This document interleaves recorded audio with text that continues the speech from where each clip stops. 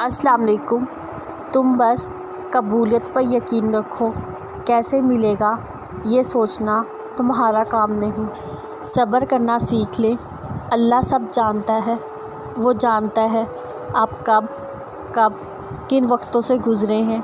अल्लाह वक्त बदल देता है क्योंकि तब्दीली कायनात का असूल है।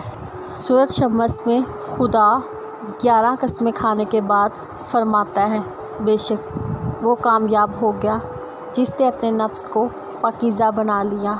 मुझे मांगना नहीं आता लेकिन तुझे देना तो आता है। बे मौला बेदिल की फरियाद सुन ले, कह दे न कुन आमीन। वो जिसको चाहता है अपनी जानी मोड़ लेता है, चुपचाप, किसी को खबर नहीं होती। बस फिर वो एक हुक्म देता है, कायनात की सारी ताकतें मुत्तहद हो जाती हैं। खून उसके गिरतफ़ाफ़ करने लगता है, सारी बातें फ़ायाकून पर ख़त्म हो जाती हैं। यूँ सभी कहानियाँ मुकम्मल हो जाती हैं। खुद को जब भी दुनिया से बेजार पाओ, सजदे में जाओ, आंसू बहाओ, रब्बुल आलमीन के हो जाओ। मुक़द्दर इतनी बार बदलता है जितनी बार बंदा अल्लाह से रजू करता है। अल्लाह के हो जाओ, अल्लाह सब कुछ तुम्हारा कर देगा। जुल्म कितनी ही बुलंदी पे हो, अल्लाह के पास इंसाफ ज़रूर होता है। जब बंदा मुखलिस हो तो इज़्ज़त बेरा रब देता है।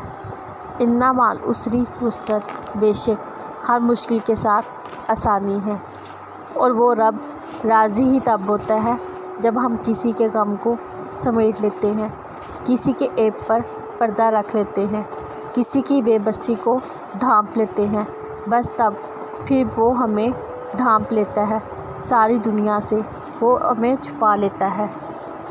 खुदा से बेखबर रहें जब तक, हम तड़पते ही रहें तब तक। अब जो उसे सारा किस्सा सुनाया है तो बड़ी मुद्दतों के बाद हमें सब्र आया है।